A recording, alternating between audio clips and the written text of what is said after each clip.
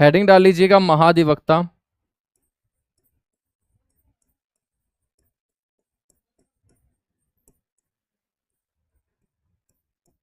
यानी कि advocate general.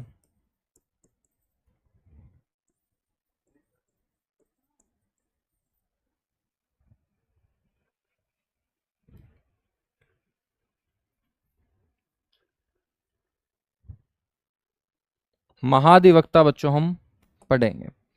महा का मतलब बड़ा होता है, अधिवक्ता का मतलब वकील होता है, ठीक है।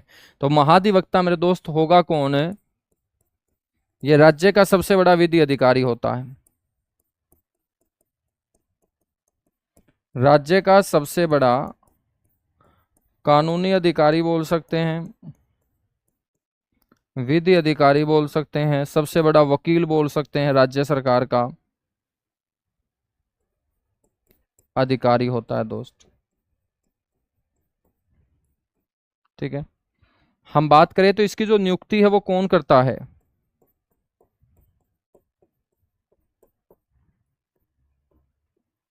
इसकी नियुक्ति करता है बच्चों गवर्नर, राज्यपाल। और राज्यपाल सलाह लेता है किसकी? मुख्यमंत्री की और उसकी मंत्रिपरिषद की। तो मुख्यमंत्री की सलाह पर राज्यपाल के द्वारा इसकी क्या की जाती है? नियुक्ति की जाती है महाधिवक्ता की। बच्चों राज्य के अंदर इसको कैबिनेट मंत्री के बराबर का दर्जा प्राप्त होता है। राज्य में इसे कैबिनेट मंत्री के बराबर का दर्जा, कैबिनेट मंत्री तो नहीं होता, लेकिन जो ऐसो आराम सुख भोगता है एक कैबिनेट मंत्री राज्य के अंदर, बच्चों उस कैबिनेट मंत्री के बराबर का दर्जा जो है ना वो महाधिवक्ता को मिलता है, ठीक है। तो राज्य में कैबिनेट मंत्री के बराबर का इसको दर्जा मिलता है। बच्चों राज्य सरकार के केसों की पैरवी करता है ये कोर्ट के अंदर। तो राज्य सरकार के सारे गलत और सही कामों को जानता होता है महाधिवक्ता, इसलिए राज्य सरकार को इसको संभाल के रखना होता है और इसको कैबिनेट मंत्री के बराबर सुख सुविधाएं देने का काम राज्य सरकार करती है। क्योंकि वकील जो होता है ना, वकील को मेरे दोस्त अपने क्लाइंट के सारे गलत और सही काम पता होते हैं, तो ये राज्य सरकार के लिए काम करता है। तो महाधिवक्ता की क्लाइंट जो होगी वो राज्य सरकार होगी। और यदि बच्चों ये विपक्ष के साथ मिल जाए तो सरकार की धज्जियां उड़ा सकता है, इसलिए राज्य सरकार कभी नहीं चाहती कि महाधिवक्ता जो होगा ना वो विपक्ष के आसपास भी लगे, ठीक है। हमेशा इसका ध्यान बहुत अच्छे से रखती है, कैबिनेट मंत्री के बराबर का इसको दर्जा देती है। बच्चों जो पावर एक कैबिनेट मंत्री के पास होती है वो पावर इसके पास भी होती है, ठीक है। राज्य सरकार के केसों की पैरवी करता है ये,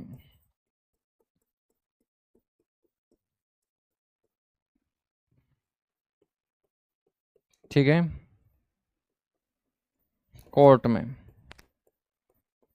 बच्चों हम बात करें तो इसको विधानसभा की जो कार्यवाही चलती है ना उसमें भाग लेने का अधिकार होता है। विधानसभा की कार्यवाही में भाग लेने की अनुमति होती है,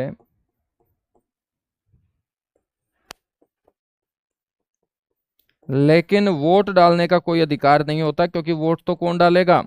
जो विधानसभा का सदस्य होगा। अब ये विधानसभा का सदस्य नहीं है, लेकिन विधानसभा में किसी मुद्दे के ऊपर क्या चर्चा चल रही है बच्चों उसको सुनने के लिए ये विधानसभा में बैठ सकता है, ठीक है।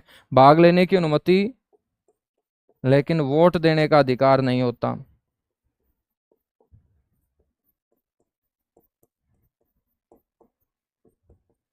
और मैं आपसे पूछूं कि वर्तमान में कौन है एडवोकेट जनरल हरियाणा के? हाँ, एचएसएससी को यही बचाता है, ठीक है ना। मान के चलेगा आपने एचएसएससी के ऊपर कोई केस कर दिया, तो एचएसएससी सरकार का कमीशन है बच्चों, तो सरकार के केसों की पैरवी कौन करेगा फिर? ये एडवोकेट जनरल करेगा। तो जो भी आप सरकार का डिपार्टमेंट होता है उसके खिलाफ आप जाते हो तो बच्चों आगे आपको हरियाणा का जो एडवोकेट जनरल है वो सरकार को बचाते हुए दिखेगा ही दिखेगा।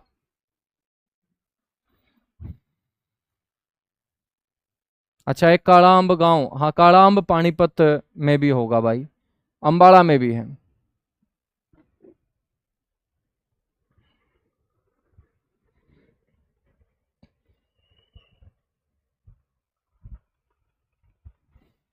ठीक है।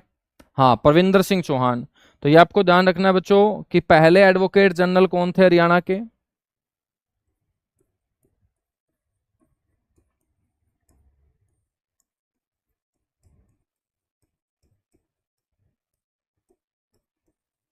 प्रदेश के प्रथम महाधिवक्ता। तो प्रदेश के प्रथम महाधिवक्ता बोलेंगे हम बाबू आनंद स्वरूप।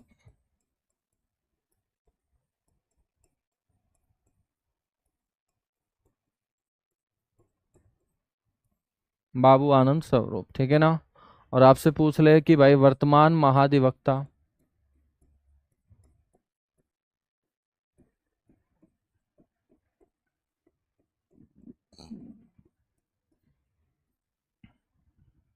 तो आप बोलेंगे प्रविंदर सिंह चौहान।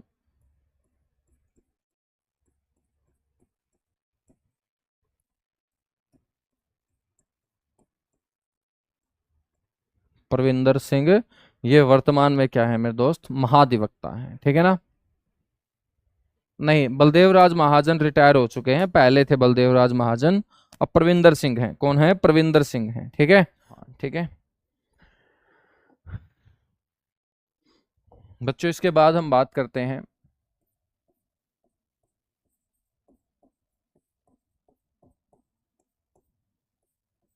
हरियाणा पंचायती राज व्यवस्था।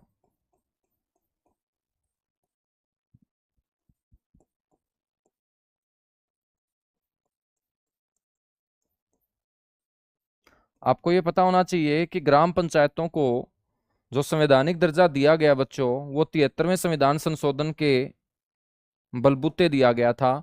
तो 73वें संविधान संशोधन के तहत पंचायतों को इस देश के अंदर संवैधानिक दर्जा मेरे दोस्त क्या होता है? प्राप्त होता है। तो सबसे पहला ही क्वेश्चन आपसे पूछ लिया जाएगा कि भारत के अंदर पंचायतों को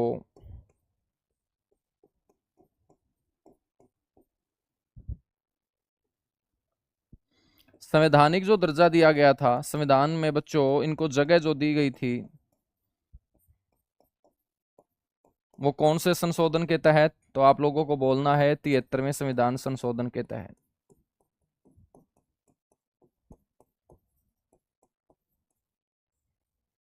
73वें संविधान संशोधन के तहत। और 73वें संविधान संशोधन के तहत अपने देश के अंदर बच्चों त्रिस्तरीय पंचायती राज व्यवस्था जो है ना, वो शुरू हुई थी। कौन सी व्यवस्था शुरू हुई थी? त्रिस्तरीय पंचायती राज व्यवस्था मेरे दोस्त शुरू हुई थी। त्रिस्तरीय का मतलब क्या होगा? त्रिस्तरीय का मतलब होगा 3 लेवल, 3 स्तर, ठीक है। तो ये 3 स्तर कौन से थे दोस्त? ये भी मैं आपको बता देता हूं। त्रिस्तरीय में आपको ध्यान रखना है, पहला जो स्तर था वो था ग्राम स्तर। और ग्राम स्तर के ऊपर बच्चों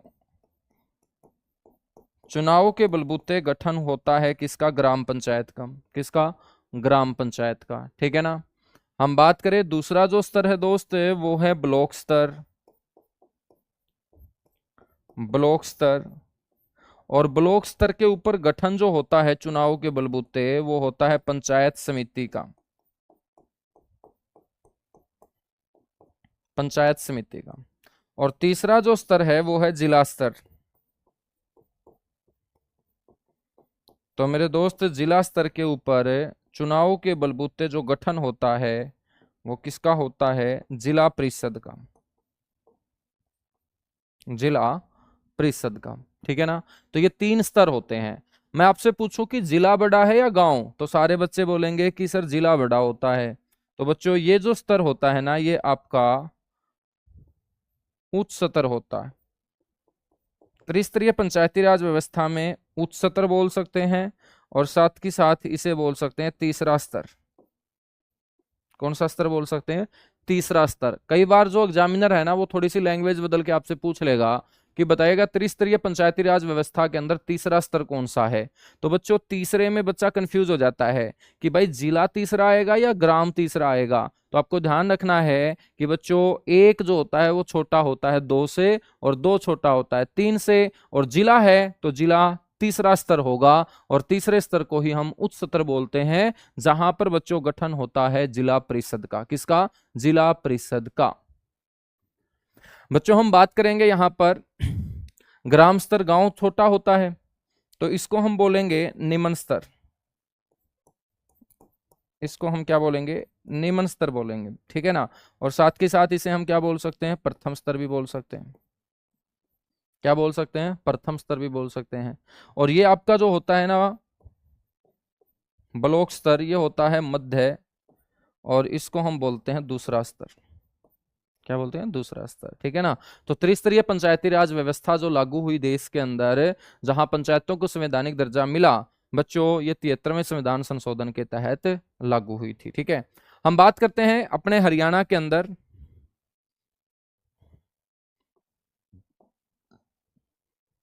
अपने हरियाणा के अंदर त्रिस्तरीय पंचायती राज व्यवस्था बच्चों कब लागू हुई थी?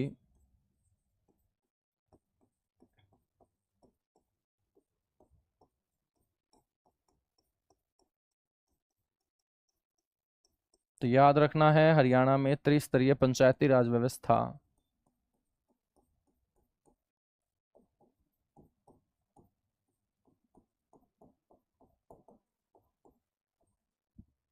मेरे दोस्त 22 अप्रैल 1994।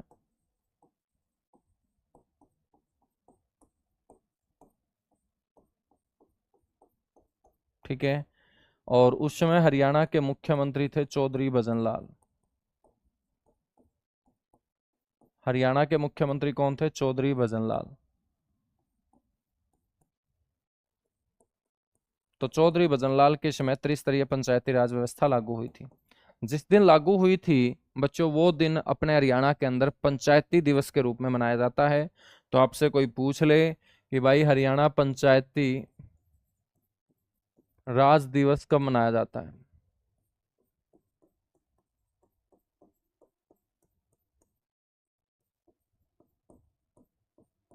तो आपको बोलना है हरियाणा पंचायती राज दिवस 22 अप्रैल को मनाया जाता है। 22 अप्रैल को, ठीक है। बच्चों त्रिस्तरीय पंचायती राज व्यवस्था लागू होती है 22 अप्रैल 1994 को।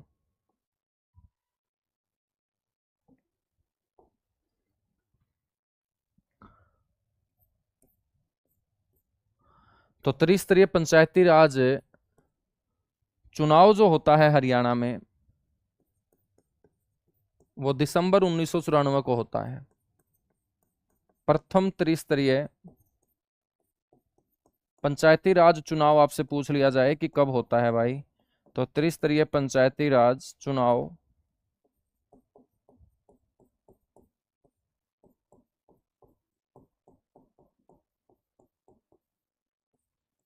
दिसंबर 1994, ठीक है। जब चुनाव हुआ था दोस्त, तो अपने हरियाणा के अंदर 3 स्तर पे ये चुनाव हुआ। बिल्कुल चुनाव हुआ। तो बच्चों हम बात करें तो ग्राम पंचायतें कितनी बनी थी, तो याद रखना है 5, 9, 5, 8, ठीक है ना। 5958 ग्राम पंचायतें मेरे दोस्त 1994 के अंदर अपने हरियाणा में होती थी, ठीक है ना। बेटा 24 अप्रैल जो है ना, वो अपने हरियाणा में नहीं है, ठीक है। रटो मत, मैंने हरियाणा बोला है यहाँ। क्या बोला है मैंने? हरियाणा बोला है, ठीक है ना। हाँ, तो रटो मत किसी चीज को। ग्राम पंचायत के बाद दूसरे नंबर पे आएगा पंचायत समिति।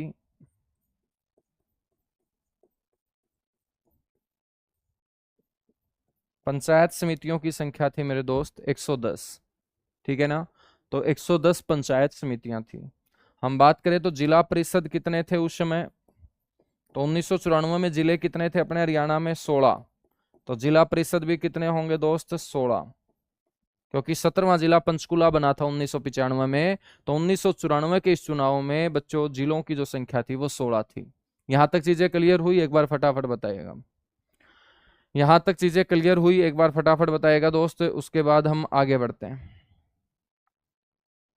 अब देखिएगा बच्चों, अपने दिमाग में आएगा कि बताइएगा कि जब अपने हरियाणा के अंदर त्रिस्तरीय पंचायती राज व्यवस्था 22 अप्रैल 1994 को लागू हुई है, तो इससे पहले अपने हरियाणा के अंदर जो चुनाव हुआ करते थे पंचायतों के बच्चों, वो कौन से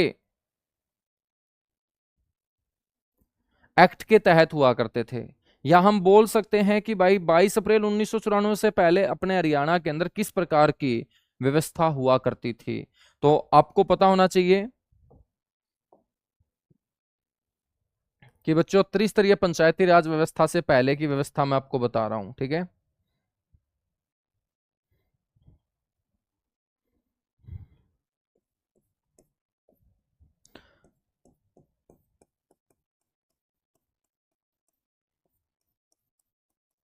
एक बार मैं आपको त्रिस्तरीय पंचायती राज व्यवस्था से पहले की व्यवस्था बता रहा हूं कि हरियाणा में किस तरीके से बच्चों ये व्यवस्था आगे बढ़ती थी त्रिस्तरीय पंचायती राज व्यवस्था से पहले।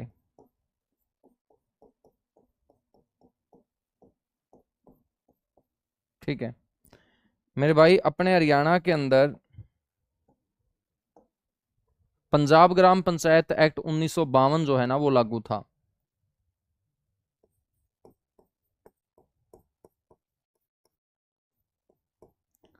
हरियाणा में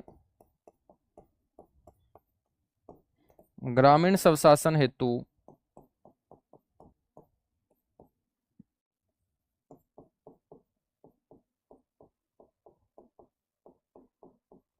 पंजाब ग्राम पंचायत एक्ट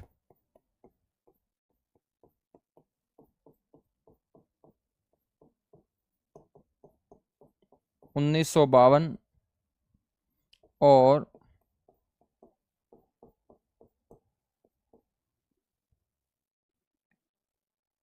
पंजाब पंचायत समिति एक्ट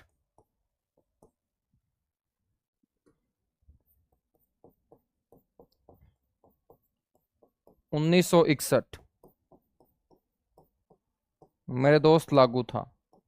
ठीक है ना?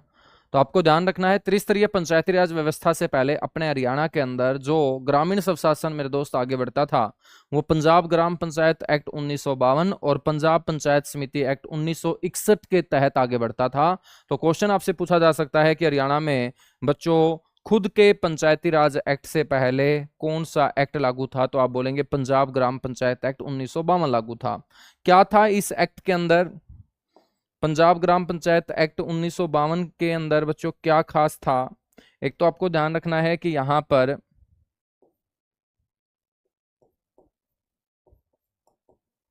सरपंच का जो कार्यकाल था, या हम बोलेंगे ग्राम पंचायत का जो कार्यकाल था ना वो 3 साल था।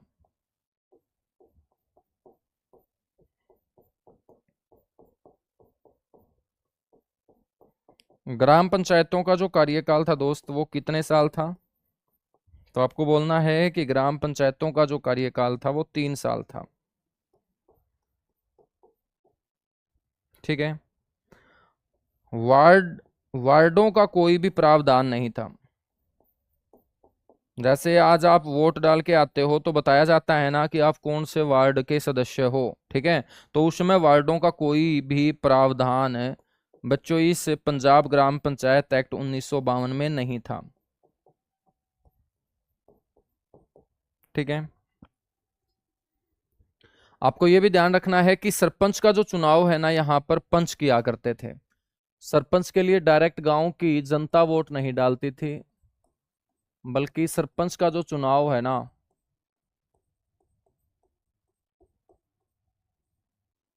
वो पंचों से किया जाता था बच्चों। तो गांव के लोग अपने वोट के बलबूते पंच को चुनते थे और पंच फिर मेरे दोस्त बहुमत के आधार पे एक व्यक्ति को अपने में से सरपंच बना दिया करते थे पंचों के माध्यम से। ठीक है, जब पंचों के माध्यम से सरपंच चुना जाएगा तो जब सरपंच गलत काम करेगा तो सरपंच के खिलाफ अविश्वास प्रस्ताव लाया जाएगा ग्राम पंचायत में, और बच्चों अविश्वास प्रस्ताव लाकर सरपंच को हटाया जा सकता था।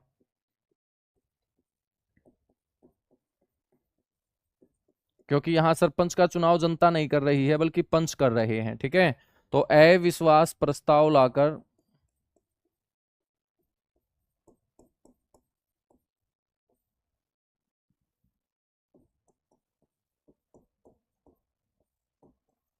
सरपंच को हटाए जाने का प्रावधान था।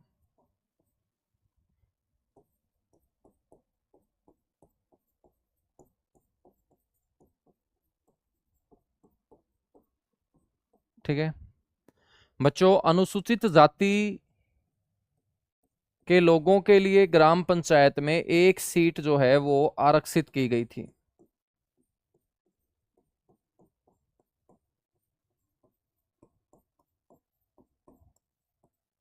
ठीक है, तो अनुसूचित जाति के लिए पंचायत में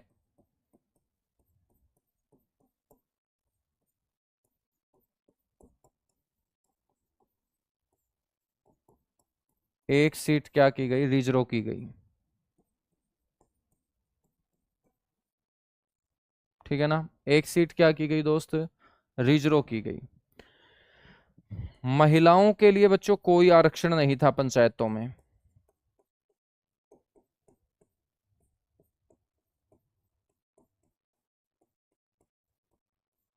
महिलाओं के लिए पंचायतों में कोई स्थान नहीं था।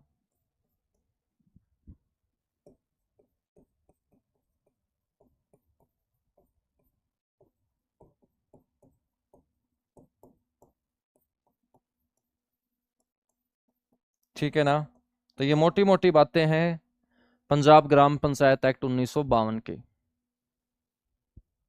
सरपंच कैसे चुने जाते थे, पंच वोट के आधार पे चुने जाते थे, है ना। गांव के लोग जैसे आज तो क्या है, पंचों के लिए भी वोट डालते हैं और सरपंच के लिए भी वोट डालते हैं, ठीक है ना। पहले सरपंच के लिए वोट नहीं डाला जाता था, सिर्फ पंचों के लिए वोट डाला जाता था। और पंच जो है ना जब चुन जाते थे तो पंचों के चुने जाने के बाद पंच अपने में से एक को बहुमत के आधार पे, जैसे आज विधानसभा के अंदर विधायक चुने जाते हैं और बीजेपी के 48 विधायक हैं वर्तमान की विधानसभा में, तो बच्चों सारे के सारे विधायकों का विश्वास जिस आदमी के ऊपर होगा तो उन विधायकों में से एक को मुख्यमंत्री बना दिया जाएगा, ठीक है। और बच्चों वो कौन है, नायब सिंह सैनी है। ठीक ऐसे ही पहले सरपंच का चुनाव हुआ करता था। ठीक है भाई, यहां तक चीजें क्लियर हुई, बताइएगा एक बार फटाफट।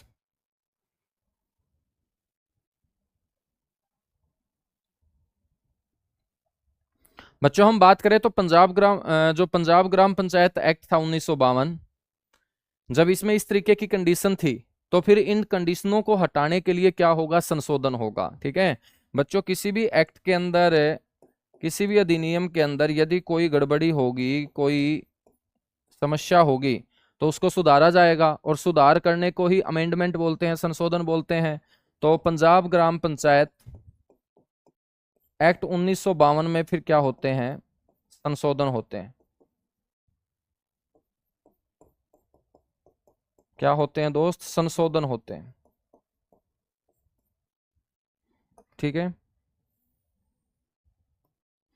पंजाब ग्राम पंचायत एक्ट 1952 के अंदर जो संशोधन हुआ वो सबसे पहला संशोधन हुआ मेरे दोस्त 1961 के अंदर। कब हुआ, 1963 के अंदर। तो पहला जो संशोधन है दोस्त 1963, याद रखेंगे।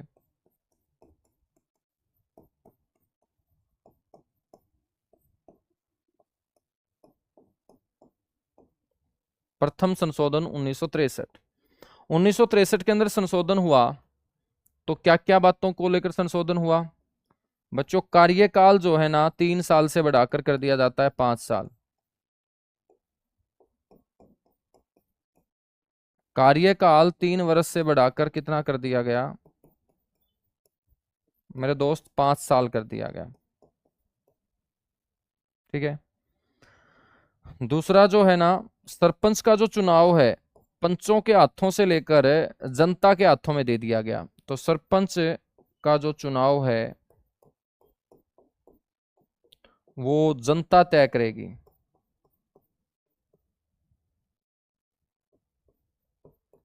पंचों से तय नहीं होगा, जनता के वोटों से मेरे दोस्त क्या होगा, ये तय होगा। ये महत्वपूर्ण संशोधन हुआ ये दो बातों को लेकर बच्चों, ठीक है ना। हम बात करेंगे दूसरा जो संशोधन हुआ वो 1971 के अंदर हुआ था।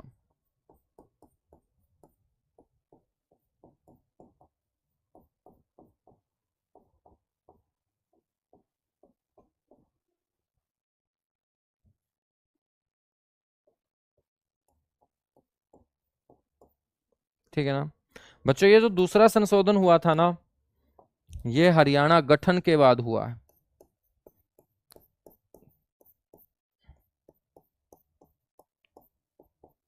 हरियाणा गठन के बाद पहला संशोधन हम बोल सकते हैं, या इसमें दूसरे नंबर का संशोधन हम बोल सकते हैं बच्चों। उसमें हरियाणा के मुख्यमंत्री थे बंसी लाल।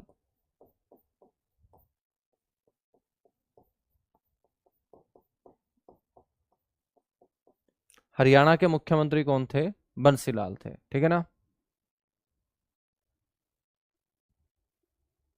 हरियाणा गठन के समय 9 थी बेटा, ठीक है ना। कई बुकों में सर जी 7 लिख रखा है, उस बुक के पेज को फाड़ देना जिसमें लिख रखा है 7, याद रखेंगे।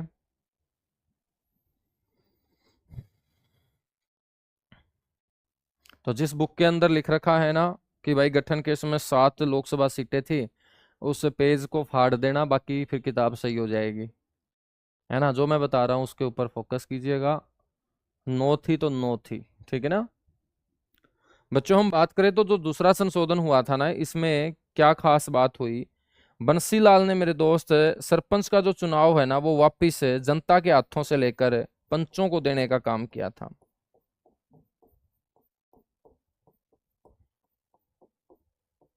सरपंच का जो चुनाव है वो वापिस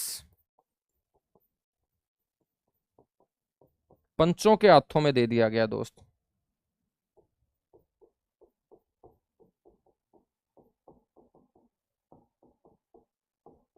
बंसीलाल ने इस संशोधन के तहत सरपंच का जो चुनाव है वो वापिस जनता के हाथों से लेकर पंचों के हाथों में सौंपने का क्या कर दिया, काम कर दिया। यानी कि यहां अब सरपंच का चुनाव जनता नहीं करेगी, बाकी पंच ही किया करेंगे। बच्चों दूसरा क्या है कि यहां पर ग्राम पंचायत व्यवस्था में सुधार करने के लिए बंसीलाल ने एक कमेटी बनाई, ठीक है, कि भाई और क्या सुधार किए जा सकते हैं गांव को ऊपर लेके जाने में, ग्राम पंचायत व्यवस्था के अंदर। और बच्चों एक कमेटी बनाई गई सुधारों के लिए, और उस कमेटी का अध्यक्ष बनाया गया मांडू सिंह मलिक को। इसीलिए उसे बोलते हैं मांडू सिंह मलिक कमेटी, जो 1972 में बनी थी। और मांडू सिंह मलिक ने मेरे दोस्त पंचायती राज व्यवस्था में सुधार लाने के लिए अपना जो पक्ष दिया सरकार को वो ये दिया कि जो ग्राम पंचायत व्यवस्था है ना उसमें से आप जिला परिषद को क्या है हटा दीजिएगा, जिला परिषद को क्या है हटा दीजिएगा, ठीक है ना। सर चीफ जस्टिस को हरियाणा पंजाब हाई कोर्ट को किस स्टेट की संचित निधि से सैलरी मिलती है? दीपक मेरे भाई, जब 3 राज्यों का एक हाई कोर्ट है, राज्यों का मतलब यहाँ चंडीगढ़ को भी मैं राज्य लेके चल रहा हूं, जब चंडीगढ़ हरियाणा और पंजाब इन तीनों का एक हाई कोर्ट है, तो उस जज को संचित निधि से जो मिलेगी सैलरी वो बच्चों डिसाइड करेगा मुख्यमंत्री, सॉरी राष्ट्रपति, ठीक है। कौन डिसाइड करेगा? वो राष्ट्रपति डिसाइड करेगा। राष्ट्रपति ये डिसाइड करेगा कि भाई किस राज्य के ऊपर कितना बोझ डालना है, किस रेशो के अंदर इस चीफ जस्टिस को सैलरी दी जाएगी। ये सारी की सारी बातें जो तय की जाती है वो कौन तय करता है? राष्ट्रपति तय करेगा, ठीक है ना। ऐसा नहीं है कि अकेला पंजाब राज्य जो है वो सैलरी देगा उसको, नहीं।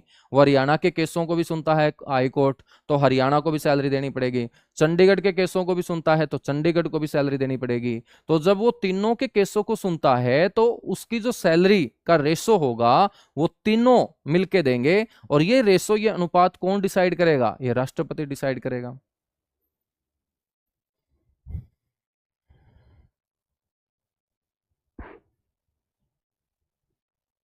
ठीक है ना, चलेगा। आगे हम बात करेंगे यहां पर बंसीलाल ने क्या किया 1972 के अंदर। वर्ष 1972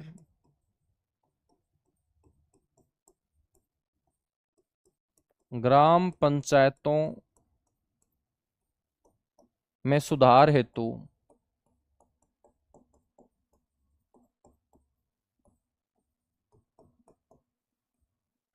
बच्चों एक कमेटी गठित हुई, मांडू सिंह मलिक।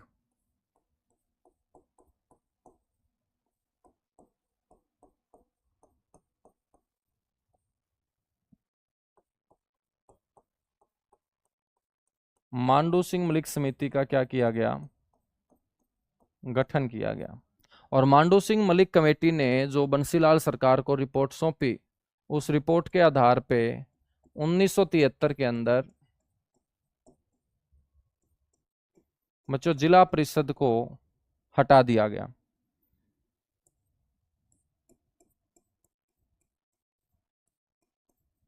मांडू सिंह मलिक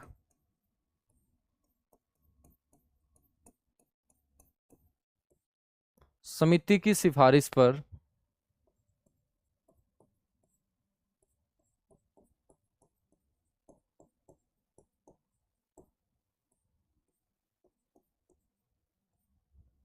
ठीक है ना, मांडू सिंह मलिक समिति की सिफारिश पर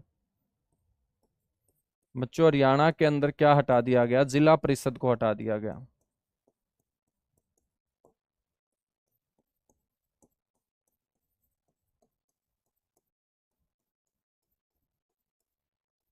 जिला परिषद को क्या है, हटा दिया गया। ठीक है बच्चों, इसके अंदर फिर तीसरा संशोधन होता है 1978 के अंदर। पंजाब ग्राम पंचायत एक्ट के अंदर जो तीसरा संशोधन हुआ,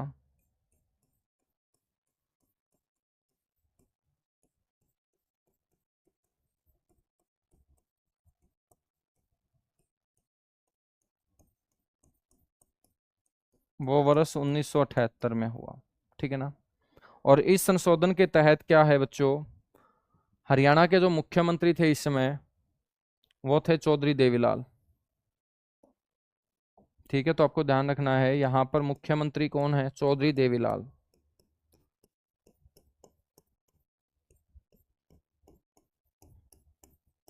और चौधरी देवीलाल ने पंचायती राज व्यवस्था में बच्चों सुधार लाने के लिए जो संशोधन किया, उस संशोधन के मुताबिक सरपंच का जो चुनाव है वो वापिस पंचों के हाथों से छीनकर जनता को दे दिया। सरपंच का जो चुनाव है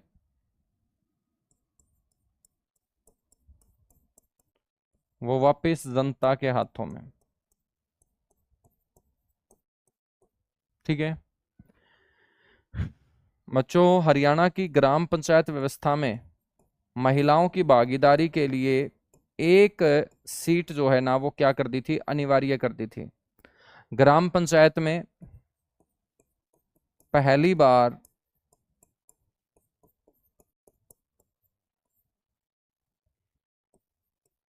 महिलाओं के लिए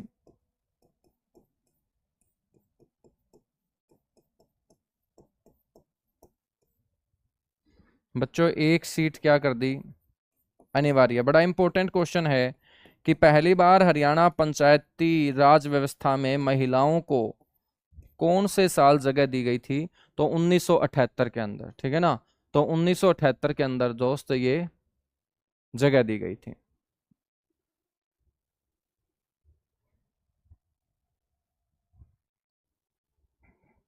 हाँ बिल्कुल भाई, हो सकता है। ठीक है ना, बिल्कुल भाई, दीपक जांगड़ा हो सकता है। ठीक है ना, क्योंकि मैक्सिमम जो है ना मेरा ही बैच परचेज करके पढ़ते हैं और अपनी किताबों में वो कंटेंट ठोकते हैं। ठीक है ना, जैसे मैंने आप लोगों को बताया है।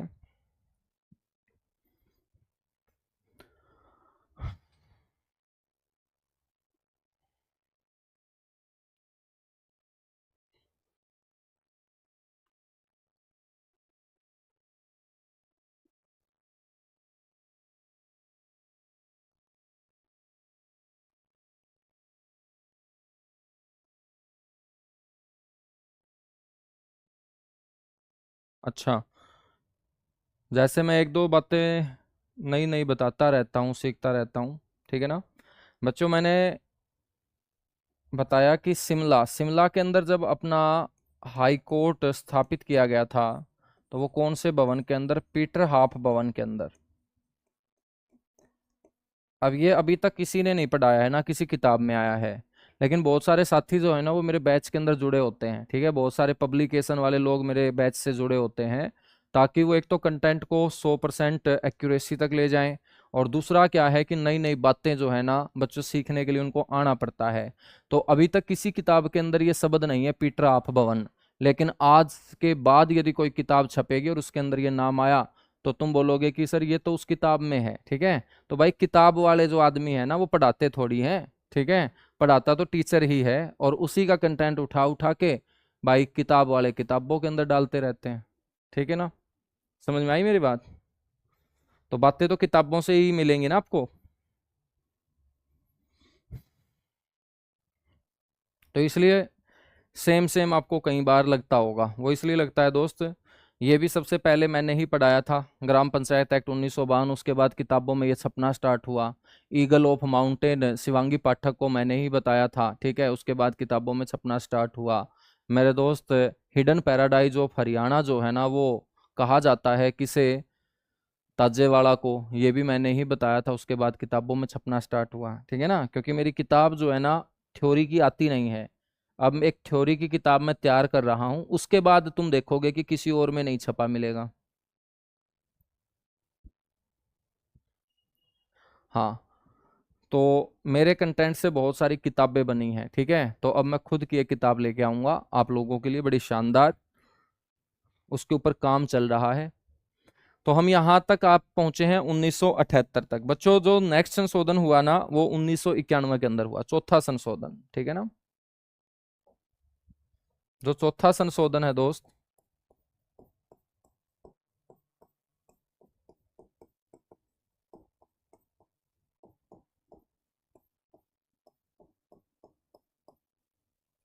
वो 1991 के अंदर हुआ।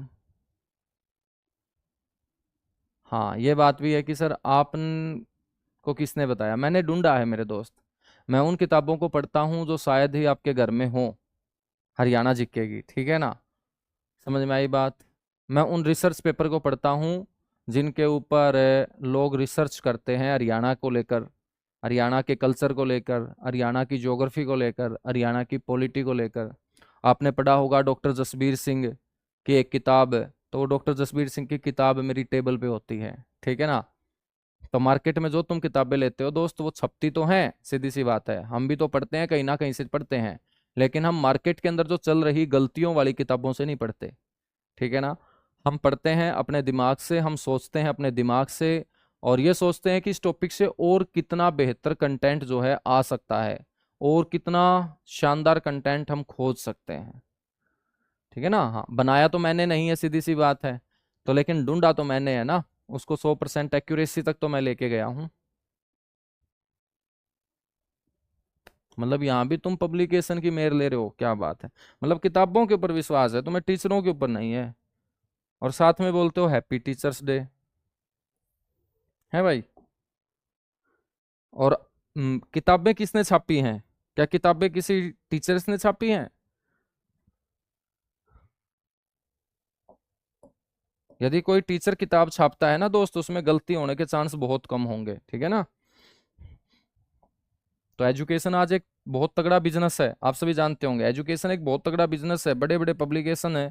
अब मान के चलो बिहार का कोई आदमी हरियाणा जीके की किताब छाप रहा है, तो उसको हरियाणा के बारे में नॉलेज थोड़ी होगी इतनी जितनी हरियाणा के बंदे को होगी।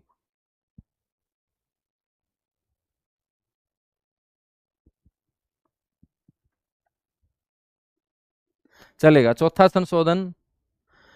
संशोधन जो हुआ मेरे दोस्त 1991 के अंदर, हम बात करेंगे, इस समय मुख्यमंत्री हैं भजन लाल।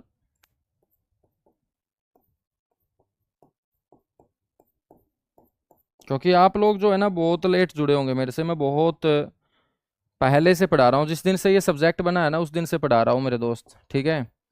और शायद भारत के सारे बड़े बड़े प्लेटफॉर्म पे पढ़ा चुका हूँ। अब RWA के ऊपर आप लोगों के साथ जुड़ा हुआ हूँ, जो एक और शानदार प्लेटफॉर्म है, ठीक है। बच्चों ये जो पहले लोग बोलते थे ना, 80 का किला पृथ्वीराज चौहान ने बनाया, तो ये सारे किताबें लिखती हैं। मैंने ही पहली बार बताया था कि वो अनंगपाल ने बनवाया है, पृथ्वीराज चौहान ने नहीं बनवाया, ठीक है ना। तो कहीं ना कहीं से तो मैंने पढ़ा है ना, बहुत डीपली जाके उसको पढ़ा होगा मैंने, राजा द्रुपद को भी पढ़ा होगा मैंने, तब जाके मैं ये बता पाया होगा कि भाई ये पृथ्वीराज चौहान नहीं बनवा सकता है किला, पृथ्वीराज चौहान से पहले। एक और क्वेश्चन, हरियाणा के अंदर पहली महिला एमएलए सारी स्नेहलता बताते रहे हैं। पहली बार मैंने ही बताया था कि भाई स्नेहलता नहीं बल्कि चंद्रावती है पहली महिला एमएलए, ठीक है ना। साथ के साथ मेरे दोस्त, एक क्वेश्चन जो गलत पढ़ाया जाता था, हाँ, एक क्वेश्चन हमेशा ये गलत पढ़ाया जाता था कि भाई कैथल जो है ना वो करनाल से अलग हुआ है। तो पहली बार मैंने ही बताया था कि कैथल करनाल से अलग नहीं हुआ, कैथल कुरुक्षेत्र से अलग हुआ है। किससे अलग हुआ है? कुरुक्षेत्र से अलग हुआ है, ठीक है ना। हाँ, तो किताबों के अंदर जो गलतियां हैं उन गलतियों को मेरे दोस्त पढ़ पढ़ के डीपली उनको दूर करने की कोशिश रहती है। चलेगा। चौथा संशोधन हुआ 1991 में। 1991 के अंदर हम बात करेंगे, यहां पर क्या हुआ दोस्त, सरपंच का जो कार्यकाल है ना, बाकी चीजें तो सारी सेम की सेम रही, सरपंच का जो कार्यकाल है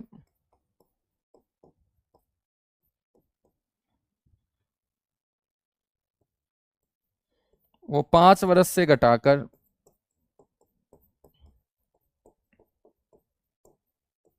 कितना कर दिया गया दोस्त? 3 साल कर दिया गया, 3 वर्ष कर दिया गया,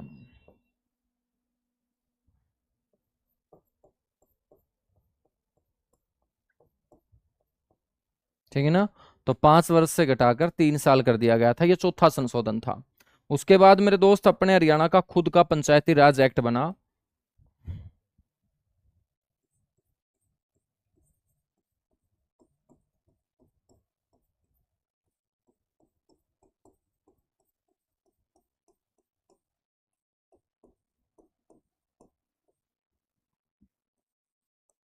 हरियाणा पंचायती राज एक्ट 1994 बच्चों लागू हुआ था 22 अप्रैल 1994।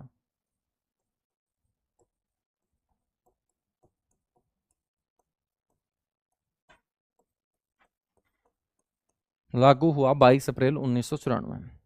हम बात करेंगे कार्यकाल यहां पर।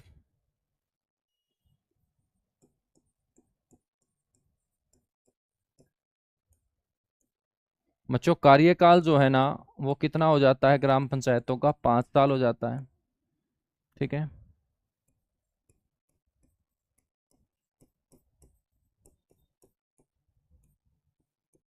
महिलाओं के लिए बच्चों 33% का आरक्षण हो जाता है।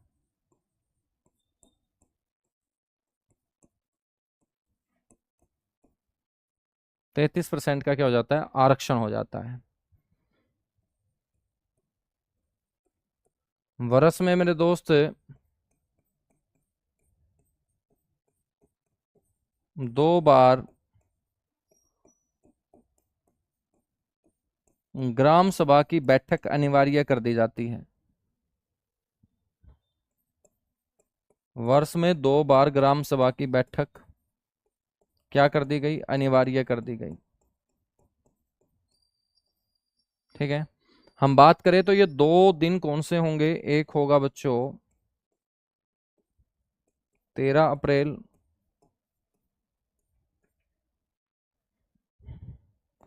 और एक होगा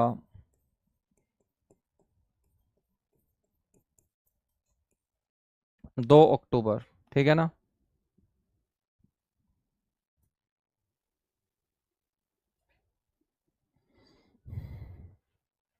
यहां तक चीजें क्लियर हुई?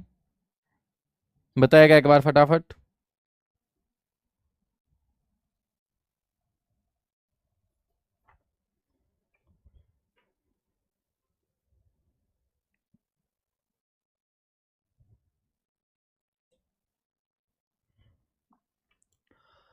बच्चों हम बात करें तो हरियाणा जो पंचायती राज एक्ट 1994 है, इसके अंदर संशोधन हुआ फिर 2015 के अंदर।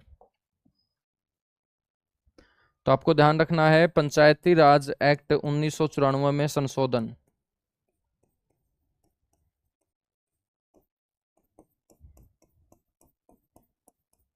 और पंचायती राज एक्ट 1994 में क्या हो जाता है, संशोधन होता है दोस्त। और ये संशोधन हुआ कब था, तो आपको ध्यान रखना है 2015 में। जब 2015 में ये संशोधन हुआ, तो इस संशोधन के तहत बच्चों क्या हुआ,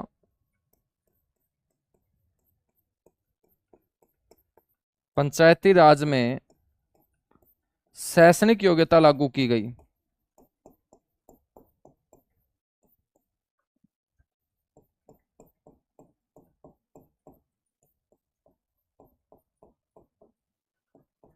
शैक्षणिक योग्यता क्या है, लागू की गई।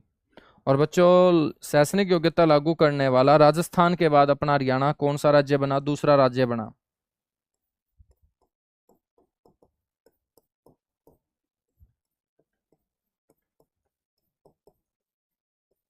तो राजस्थान के बाद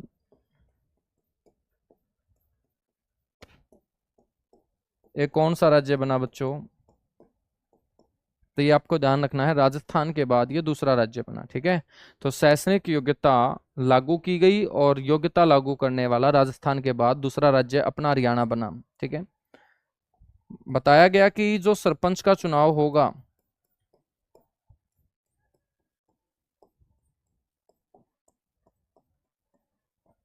ठीक है बच्चों, उसके लिए प्रत्याशी का यदि सामान्य जाति से आता है तो 10वीं पास होना बड़ा जरूरी होगा।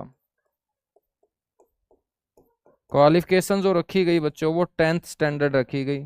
ठीक है, और जो अनुसूचित जाति से आता है, शेड्यूल कास्ट से आता है, और साथ ही साथ हम बात करें कोई भी महिला चाहे जनरल ही क्यों ना हो, यदि वो सरपंच का चुनाव लड़ती है तो उसके पास 8वीं की मार्कशीट होना बड़ा जरूरी है। 8वीं पास मेरे दोस्त वो होना जरूरी है। ठीक है ना, ये सरपंच के चुनाव के लिए तय किया गया। अनुसूचित जाति की जो महिला होगी,